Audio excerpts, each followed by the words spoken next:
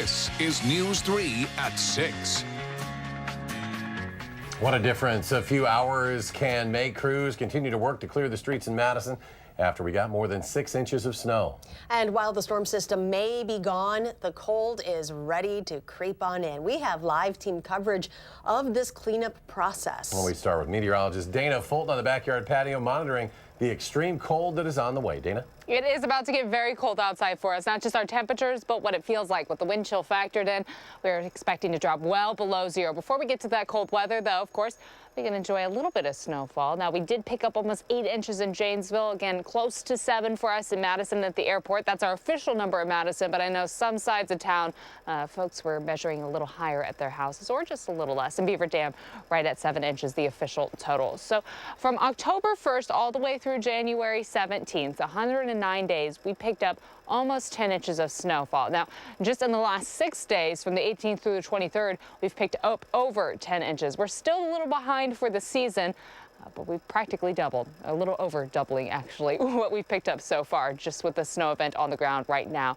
So again, those totals a little closer look with our Doppler track. Arena at about 9 inches of snowfall, Monticello at 7.2 inches, and Reeseville at 5.5. Our Doppler track's a very different picture right now compared to what we saw 24 hours ago. Much clearer outside, and now that it's clear, it is going to get very cold. We're at 20 degrees in Madison, close to 15 in Lone Rock. With the wind chill factored in, it feels closer to 8 in Lone Rock and 2 right now in Platteville, only 2 degrees. Because our wind chill is going to continue to fall for us, we've added alert days into the forecast for Friday and Saturday. Notice Friday and Saturday morning, it will feel like we are more than 30 degrees below zero. It'll be very chilly outside, and then we're expecting another round of snow to move in. We'll take a closer look at what is ahead through the weekend at the start of next week in just a few minutes. All right, Dana, thank you. Plows are spreading out all over Madison tonight to make sure our streets are cleared of any snow. Crews ramped up their operations 11 hours ago and could be working well into the night.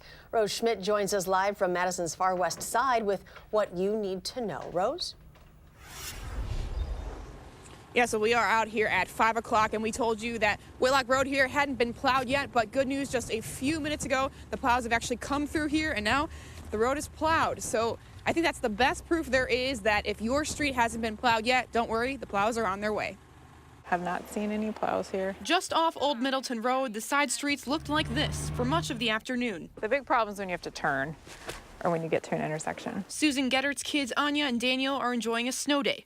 Her husband couldn't get to work today because of the weather, but Susan did have to leave the comfort of her warm house. I took the bus to campus so I could go to class because I'm a student, but they've just been hanging out at home, watching the snowfall, waiting for the snow to stop so they can come out and play in it. Living on an unplowed street is a challenge, but Brian Johnson with Madison's Streets Division says it won't stay that way for long. It just takes a long time to do citywide plowing. We started doing it around 7 a.m. It's kind of when the operations kicked off. It takes about 14 to 16 hours to plow our city. The two main challenges crews faced today was as temperatures stay around the 20-degree mark, the salt they put out on the roads works slower, and the timing of the snowfall. This storm kind of lingered through the morning. So that means when our plow trucks are out there, they're going to be interacting with all the other regular traffic that's out on the roads during the day, and that kind of slows our progress down. They prioritize streets with heavy traffic and places where emergency vehicles need to go. So unfortunately, if your street hasn't been plowed yet, you'll just have to be patient. But it's just a residential street. It's not a super busy street, so not a big priority. Susan didn't plan on going anywhere until her street was cleared, but that may mean more time for fun. Looked like there was some board games inside. Whether you're on a bike or driving a car or some other means of transportation, know that you will likely come across roads covered in snow just like this one, and that will likely affect your drive tonight and tomorrow. So please be patient and go slowly. Be safe out there. Rose Schmidt reporting live for us in Madison. Rose, thank you. Meanwhile, people around Wisconsin are continuing to dig out their vehicles after the snowfall. Madisonians saw more than 6 inches of snow. Some residents said they have shoveled more than once. And I dig a little bit last night, but still because it was snowing overnight, so that's why now I have to dig again. And like Dana said earlier, we aren't done with this winter weather yet. She's forecasting more snow for Monday. The Wisconsin State Patrol says it has responded to more than 200 traffic-related calls starting at 11 a.m. yesterday through 7 this morning. Here's a look at some of those calls. Motorists assists top the calls, followed by vehicle runoffs and property damage crashes. And Sun Prairie's fire chief says weather was a factor in his department's response to a house fire last night. The fire spread from the family's garage to their home. This was about 9 last night. Crews were delayed by snow on the roads. 2 people were taken to the hospital for smoke inhalation, but both were treated and released. No word yet on what caused that fire. And when you head out to shovel after this storm, Madison Water Utility asking that you clear any snow that builds up around your neighborhood fire hydrants. There are more than 9,000 of those hydrants within the Madison city limits. Crews say having them cleared can make all the difference in the event of an emergency. The school district of Beloit is defending the decision not to cancel school today. Parents went on social media to share their disagreement this morning. Rock County reporter Adam Duxter joins us in our bureau at the Janesville Gazette with the reasoning behind the choice. Adam? Well, Charlotte, most families in southern Wisconsin woke up this morning to find the snow still falling and school canceled for the day. But for families in the school district of Beloit, only one of those 2 things was true. And after getting hundreds of comments from parents on social media, the district's trying to explain its decision not to cancel school today. Many people in Beloit are still trying to dig out after last night's storm. This is not your average little bit of snow. With some still waiting for relief. As you can see, my road is not plowed. A lot of nearby school districts had today off. Beloit Turner closing, Janesville closing, Madison closing, Rockford closing. But not theirs. I don't understand why we are smack dab in the middle and we had school. A decision that was both unexpected and unwelcome. It was beyond a little frustrating. It sends a message that there's a lack of concern for the safety of staff and students. The school district says it has good reasoning to make the decision. We're a high poverty district, so for parents to miss work is a very tough situation. It puts them in a tough situation. And it also provides kids with a safe place to go. It provides them with meals for the day. But the parents aren't buying it. You have inexperienced drivers that are out there. This could be their first time driving in the snow. They don't know how to drive in the snow. Many of the residential streets are still waiting for a plow. So is the high school parking lot, which is rather empty for a day on. The parents I talked to today saying if the district wouldn't make the decision to let their kids stay home, then they would. I'm the parent. It's my job to keep my kids safe. It's not the school district's job, it's mine. In a little bit of additional explanation from the district, they say that while Beloit Turner and Janesville had school off today, that those districts are responsible for busing kids in from rural areas, something that the school district of Beloit does not have to do. Adam, thank you. And for others who had the day off, the snow meant time spent outdoors. Chris Lewinberg shares the fun they had on this snow day. Every once in a while, a heavy snowfall means no school. And when there's a snow day, the kids will play, but not necessarily on the playground during recess. People always say it's about the journey, not the destination. How deep is the snow? Walking up the sledding hill at Elver Park, Will Stremolo would question that logic. Let's slow down. Let's slow down. Step by plodding step, Will's quest to go sledding Finally! is about to reach its thrilling climax. If at first you don't succeed, Okay. try and try again, but blame the snow. You need to make a path. It's kind of fluffier. Yeah, we failed a few times. As teachers, Will's parents have the day off too. 2 teachers and a house full of kids. Take it from an educator. Snow days have their benefits. Everybody loves the surprise of getting up and not having to get ready for school and not having to spend the day sitting inside. So I think snow days are a blessing for everybody. And who doesn't want more of that? I think every year there should be 1 or 2 snow days just because the excitement of the unknown is awesome. Everybody likes a surprise. What Will's learning on the slopes today is that once you go down the hill, sometimes you need to climb back up. At the end of the day, once you've gotten all the snow out of the inside of your boots, the best you can hope for is that everybody had a fun and safe snow day. I'm Chris Lewinberg, WISC News 3. The Madison School District said the decision to close schools was based on road conditions and the timing of the heaviest snowfall. Dane County snowmobile trails are now open. All 500 trails in Dane County opened at noon. Just a reminder, you will need a state snowmobile pass to use the trails, and be sure to watch out for any open water. The Lake Geneva ice castles are now open. There are only a handful of them in the country. The warmer weather pushed back opening day for the one in Lake Geneva. Other locations are in New Hampshire, Utah, Minnesota, Colorado, and Alberta. Be sure to keep an eye on the cold with our Channel 3000 First Alert Weather and Traffic app. It is free on mobile devices. The weather also played a role in the arrest of a man wanted for homicide. How police were able to track him down in the middle of our snowstorm. That's next at 6.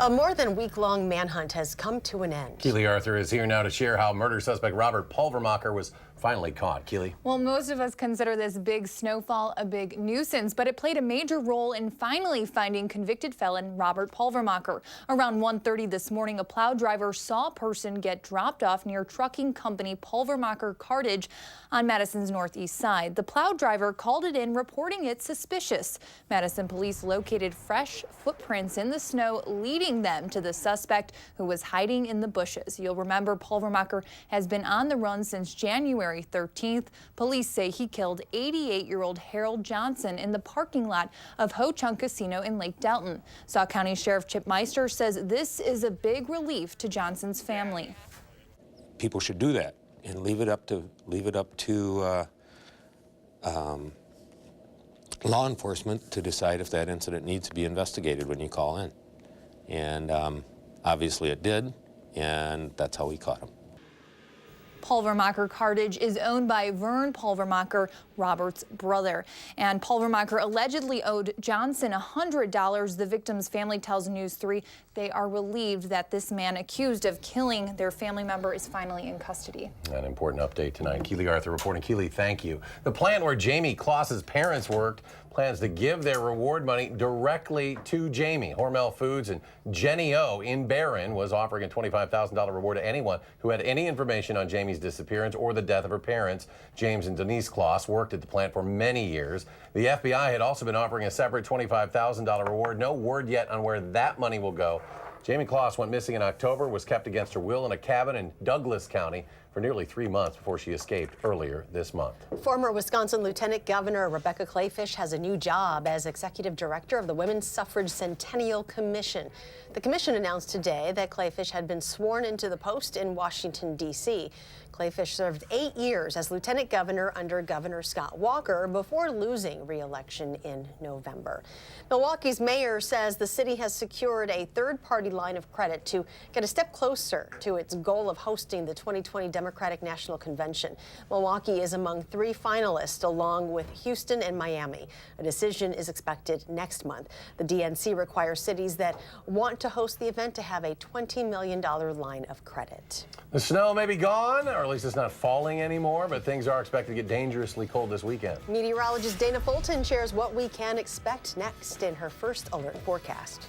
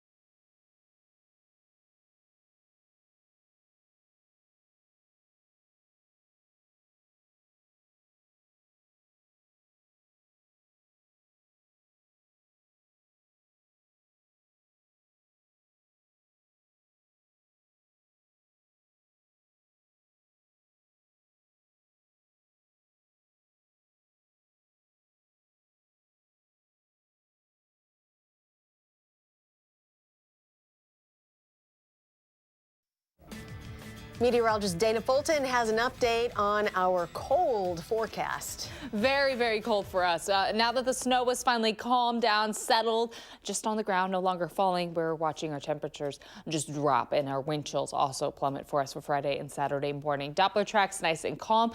Actually have a mostly clear sky on tap for us this evening. That cold front continuing to move east, of course, bringing all of that moisture up towards Wisconsin. They are going to be seeing showers along the east coast for us, but off to the northwest, stretching through the Dakotas right now. That next front is going to swing through tomorrow. May see a slight chance for flurries in the afternoon, but behind that cold front, it is going to get very cold outside for Friday and Saturday. The temperature surging in behind that front, the focus more than the moisture, a little bit of moisture that's associated with it. So Friday, we're expecting to start off the morning close to 11 degrees below zero, with our wind chills up to 35 degrees below zero. For afternoon highs, make it close to 2. nice lonely too. And then our wind chills about 15 degrees below zero even in the afternoon. Saturday, again, we start off the day well below zero. Wind chills close to 30 below zero for us in the morning, and afternoon highs will be close to 6 degrees. So we do have those alert days in the forecast because of how cold it's going to feel outside, not just for Madison and southern Wisconsin. Notice stretching through northern Illinois into Iowa, Minnesota, and throughout the entire state. It is going to be a very chilly start to the day for Friday and for Saturday. Temperatures staying below zero for what it feels like outside all day long Friday. It'll get close to what it actually feels like outside for us, close to zero at least by Sunday. Looking to the south, we do have wind chill watches tonight through Saturday morning for northern Illinois and into Iowa. Nothing in effect for us yet in southern Wisconsin. In Grant County, though, there is actually a winter weather advisory in effect through Thursday, partially because of the threat for some blowing snow. We're getting reports over towards Iowa that that's a little bit of a problem right now. Also, of course, the temperatures that are expected to drop heading into Thursday. Overnight will actually be mostly clear. Tomorrow, a variably cloudy sky. We'll start off Thursday close to 4 degrees. There's a slight chance for flurries on Thursday, not a big chance for us right now. And then for Friday, the focus is still the cold. There's a chance for flurries in the afternoon, but we will be starting the day off with temperatures near 9 below zero in Madison, 10 below zero for Lone Rock and the Dells area. By the afternoon, clouds building in, and again, a light flurry chance coming through for us on Friday. The main snow focus that we're focusing on is for Sunday night and into Monday. Once it starts up on Sunday night, we're expecting a repeat performance of what we just went through. The snow will continue all day long Sunday or Monday and then gradually taper off. Also looking for that repeat performance of our freezing line, getting very close to the state line. Again, we'd like that to stay as far south as possible, especially heading into Monday afternoon. It does look like it is going to stay out of our area, but we'll be keeping a close eye on that as that heavy snowfall, possible at times, continues to move east. We'll see some light tapering snow throughout the evening on Monday with all that moving on out of here. Because of the snow factored in, we do have an alert day in the forecast that we've added to Monday. Several inches of accumulation possible. Tonight will drop close to 4. It's going to be cold. Tomorrow looking at a high of about 16. Still very cold outside. And as we look ahead to Friday and Saturday, again, those overnight low temperatures, the concern along with those wind chills for us. The alert day on Monday is because of the snowfall that will be moving in, and behind that second round or third round of snow, we'll be having another cold blast for the middle of next week. 14 years ago, Wesley Matthews led Madison Memorial to the state basketball championship. Now he's in his 10th season in the NBA. We'll catch up with Wesley Matthews in sports. Hi, I'm Michelle Carolla. Tonight on the news at 9, multiple crashes and spin-outs on the roads today after a large snowfall this morning. The latest conditions first on Fox at 9.